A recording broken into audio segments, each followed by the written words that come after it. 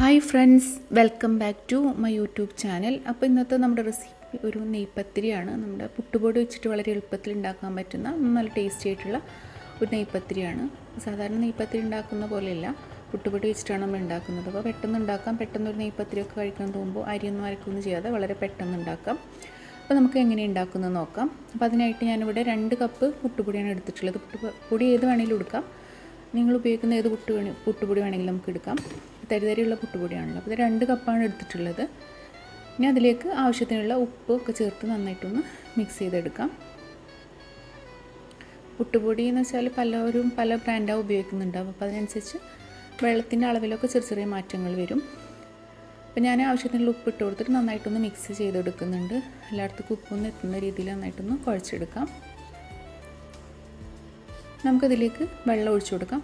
തിളച്ച വെള്ളമാണ് ഒഴിച്ചു കൊടുക്കുന്നത്. അപ്പോൾ നല്ല തിളച്ചിട്ടില്ല, തിളക്കുന്നതിന് തൊട്ട് മുന്നുള്ള സ്റ്റേജ്.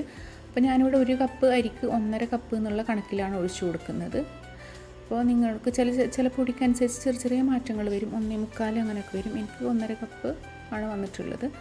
അപ്പോൾ നമുക്കത് ഒഴിച്ചിട്ട് ഒന്ന് മിക്സ് ചെയ്തിട്ട് വെള്ളമൊക്കെ എല്ലായിടത്തേക്കും ഒന്ന് എത്തിക്കുന്ന രീതിയിൽ ഒന്ന് മിക്സ് ചെയ്ത് കൊടുത്തിട്ട്, ചൂടുള്ള ആയതുകൊണ്ടാണ് ഞാനൊരു ഇത് വെച്ചിട്ട് ഇളക്കി കൊടുക്കുന്നത്. നമുക്കത് കുറച്ച് നേരം ഒന്ന് മാറ്റി വെക്കാം മൂടി വെച്ചിട്ട്. കാരണം അതിൻ്റെ ചൂടൊക്കെ ഒന്ന് കുറഞ്ഞ് വരട്ടെ. നമുക്കതിനേക്ക് ഒരു അരപ്പ് തയ്യാറാക്കാം. അപ്പോൾ 1 കപ്പ് തേങ്ങയാണ് ഞാൻ ചേർത്തിട്ടുള്ളത്. 1 കപ്പ് തേങ്ങ, ഒരു 6-7 ചെറിയ ഉള്ളി ചേർത്ത് കൊടുത്തിട്ടുണ്ട്. പിന്നെ അതിലേക്ക് 1 ടീസ്പൂൺ വലിയ ജീരകമാണ് ചേർത്ത് കൊടുത്തിട്ടുള്ളത്. പെരുംജീരകം 1 ടീസ്പൂൺ ചേർത്ത് കൊടുത്തിട്ടുണ്ട്. നമുക്കിതൊന്ന് ക്രഷ് ചെയ്തെടുക്കാം. ഭയങ്കരമായിട്ട് അരഞ്ഞു പോകണ്ട, ഒന്ന് ചെറുതായിട്ടൊന്ന് ക്രഷ് ചെയ്താൽ മതി. ഇനി കുറച്ച് നേരം കഴിയുമ്പോൾ ഒന്ന് ചൂടൊക്കെ ആറി വന്നിട്ടുണ്ടാവും. ഒരു 10 മിനിറ്റൊക്കെ കഴിയുമ്പോൾ ആ പൊടി കുറച്ചൊന്ന് ചൂടാറിയിട്ടുണ്ടാവും. നമുക്ക് അരച്ച് വെച്ചിട്ടുള്ള തേങ്ങയുടെ ആ കൂട്ട് അതിലേക്ക് ഇട്ട് കൊടുക്കാം. ചതച്ച് വെച്ചിട്ടുള്ള ഒരുപാട് കൊണ്ട് അരച്ച് പേസ്റ്റൊന്നും ആക്കി എടുക്കണ്ട. നമുക്കത് മുഴുവനായിട്ട് ഇട്ട് കൊടുക്കാം. നമുക്കത് ഒന്ന് കുഴച്ചെടുക്കാം. ചെറിയൊരു ചൂടുണ്ടാവും. അപ്പോൾ നമുക്ക് ആ തേങ്ങ ഒരു പൊടിയുടെ എല്ലാ ഒരു ഭാഗത്തേക്ക് എത്തുന്ന രീതിയിൽ ഇങ്ങനെ ഒന്ന് കുഴച്ചെടുക്കാം. ചൂടുണ്ടെങ്കിൽ നമുക്കൊരു നേരത്തെ ഉപയോഗിച്ച ആ ഒരു കയ്യിലിൻ്റെ ഒരു അറ്റം വെച്ചിട്ടൊന്ന് ഇളക്കി കൊടുത്തൊന്ന് കുഴച്ചെടുക്കാം. പിന്നെ ഒരുപാട് തണുത്താൽ കുഴക്കാൻ കുറച്ച് ബുദ്ധിമുട്ടാണ്. അപ്പോൾ ചെറിയൊരു ചൂടിൽ വേണം നമുക്ക് എപ്പോഴും കുഴച്ചെടുക്കാൻ. അപ്പോൾ ചൂടൊക്കെ ഒന്ന് കുറഞ്ഞിട്ടുണ്ട്. നമുക്കിതൊന്ന് കുഴച്ചെടുക്കാം. പെട്ടെന്ന് തന്നെ കുഴഞ്ഞ് കിട്ടും. കാരണം ഇത് നമ്മുടെ പത്തിരിക്കൊന്നും കുഴക്കുന്ന പോലെ ഈ പുട്ടുപൊടി വെച്ചിട്ട് കുഴക്കുമ്പോൾ പെട്ടെന്ന് കുഴക്കാൻ പറ്റും.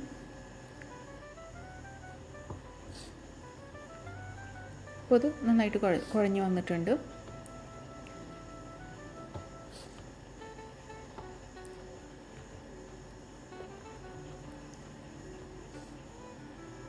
ചൂടിങ്ങനെ അനുസരിച്ചൊന്ന് മാറി നമുക്ക് കുഴച്ചെടുക്കാം.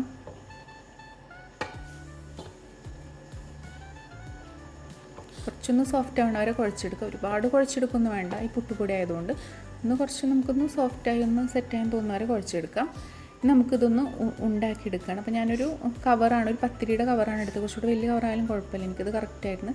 അപ്പോൾ അതിന്മേൽ കുറച്ചൊന്ന് എണ്ണ ഒന്ന് തടവിയിട്ട് നമുക്കൊരു ഉണ്ട വെച്ചിട്ട് ഒരു പാത്രം കൊണ്ട് അമർത്തിയെടുക്കാം. അപ്പോൾ അത് ഒരുപാട് കട്ടി കുറക്കണ്ട, കുറച്ച് കട്ടിയിൽ വേണം ഇത് എടുക്കാൻ. അല്ലെങ്കിൽ എണ്ണയിലിട്ടാൽ പൊട്ടിപ്പോവും. അപ്പോൾ നമുക്ക് ഇങ്ങനെ വീർത്ത് വരണില്ല. അപ്പോൾ നമുക്കിത് ചൂടായിട്ടുള്ള എണ്ണയിൽ ഇട്ട് കൊടുക്കാം. എണ്ണ ഞാൻ ചൂടാക്കാൻ നേരത്തെ വെച്ചിട്ടുണ്ടായി. നല്ല ചൂടുള്ള എണ്ണയിൽ വേണം ഇട്ട് കൊടുക്കാൻ.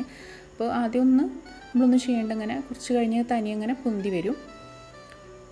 അപ്പോൾ നല്ല ചൂടിൽ വേണം ഇട്ട് കൊടുക്കുക. അപ്പോൾ കട്ടി ഉണ്ടാവണം എന്ന് പറയുന്നത്, കട്ടിയില്ലെങ്കിൽ അത് പൊട്ടാനൊക്കെ ചാൻസ് ഉണ്ട്. വീർത്ത് വരുന്നതാണല്ലോ, അപ്പോൾ പൊട്ടാനൊക്കെ ചാൻസ് ഉണ്ട്. അതുകൊണ്ടാണ് കട്ടി കുറച്ച് വേണമെന്ന്, കുറച്ച് കട്ടിക്ക് പരത്തണം എന്ന് പറയുന്നത്. അപ്പോൾ നമുക്കൊന്ന് പുള്ളി വന്നിട്ടുണ്ട്. അപ്പോൾ നമുക്കൊന്ന് തിരിച്ചിട്ട് കൊടുക്കാം. ഈ സൈഡും കൂടെ ഒന്ന് ആയിട്ടുണ്ടെങ്കിൽ നമുക്കത് എടുക്കാം. പെട്ടെന്ന് അത് ചുട്ടെടുക്കാൻ പറ്റും. ഒന്ന് വീർത്ത് വരേണ്ട ഒരു താമസം മാത്രമേ ഉള്ളൂ. അപ്പോൾ അത് റെഡി ആയിട്ടുണ്ട്. നന്നായിട്ട് പൊന്തി ഇങ്ങനെ വന്നിട്ടുണ്ടെങ്കിൽ എണ്ണ ഒന്നും കുടിക്കില്ല. അപ്പോൾ ഇങ്ങനെ പൊട്ടി വരുമ്പോൾ നമുക്ക് കനം കുറക്കുമ്പോൾ പൊട്ടൽ വരും. അപ്പോഴാണ് എണ്ണ കുടിക്കുക. അപ്പോൾ നന്നായിട്ട് പൊന്തി വന്നാൽ നല്ല പെർഫെക്റ്റ് ആയിട്ട് വന്നാൽ ഒരു കുഴപ്പമില്ല. കുറച്ച് കട്ടിയിൽ എപ്പോഴും പരത്താൻ ശ്രമിക്കുക. പിന്നെ നമുക്ക് അടുത്തത് ഇട്ട് കൊടുത്തിട്ടുണ്ട്. അതേപോലെ ഇട്ടിട്ട് കുറച്ചൊന്ന് വെയിറ്റ് ചെയ്യുക, ഒരു മിനിറ്റൊക്കെ. അപ്പോൾ ഇതിനത് പൊന്തി വരും. പിന്നെ ഒന്ന് തിരിച്ചിട്ട് കൊടുക്കാം. അപ്പം നമ്മുടെ നെയ്പത്തിരി ഇങ്ങനെ എല്ലാതും കൂടെ ഇങ്ങനെ ആവുന്നുണ്ട്. അപ്പോൾ പെട്ടെന്ന് ഉണ്ടാക്കാൻ പറ്റും. ഒന്ന് പൊന്തി വരേണ്ട ഒരു താമസം മാത്രമേ ഉള്ളൂ. അപ്പോൾ ഇത് റെഡി ആയിട്ടുണ്ട്. അങ്ങനെ നമുക്ക് എല്ലാതും ഇവിടെ ഇങ്ങനെ എല്ലാ പത്തിരി നമുക്ക് ചുട്ടെടുക്കാം. അപ്പോൾ നമ്മുടെ നെയ്പത്തിരി ഇവിടെ റെഡി ആയിട്ടുണ്ട്. ഇതിങ്ങനെ വീർത്ത് വരുന്നുണ്ട്. നമുക്കൊന്ന് പൊട്ടിച്ച് നോക്കാം. ഉള്ളൊക്കെ ഉണ്ടില്ല, ഭയങ്കര ടേസ്റ്റാണ്, നല്ല സോഫ്റ്റുമാണ്, കുറച്ചൊരു മുരിച്ചിലായിട്ട് നമ്മുടെ നെയ്പത്തിരി റെഡി ആയിട്ട്. അപ്പോൾ എല്ലാതും ഇവിടെ അങ്ങനെ റെഡി ആയിട്ടുണ്ട്. നമുക്ക് പെട്ടെന്ന് ഒരു നെയ്പത്തിരിയൊക്കെ തിന്നണം തോന്നുമ്പോൾ നമുക്കിത് പെട്ടെന്ന് ഉണ്ടാക്കി കഴിക്കാം. നമുക്ക് ചിക്കൻ കറി, ബീഫ് കറി എന്തിൻ്റെ കൂടെയും കഴിക്കാം. ചിക്കൻ കറി, ബീഫ് കറിയൊക്കെയാണ് ഒന്നും കൂടെ കോമ്പിനേഷൻ. അപ്പോൾ പെട്ടെന്ന് ഉണ്ടാക്കാൻ പറ്റുന്നൊരു റെസിപ്പിയാണ്. ബ്രേക്ക്ഫാസ്റ്റായിട്ടോ ഡിന്നറായിട്ടൊക്കെ നമുക്ക് ഉണ്ടാക്കാം. അപ്പോൾ എല്ലാവരും ഒന്ന് ട്രൈ ചെയ്ത് നോക്കുക. വീഡിയോ ഇഷ്ടപ്പെട്ടെങ്കിൽ ചാനലൊന്ന് സബ്സ്ക്രൈബ് ചെയ്യുക, സപ്പോർട്ട് ചെയ്യുക. പുതിയൊരു വീഡിയോ ആയിട്ട് വരാം.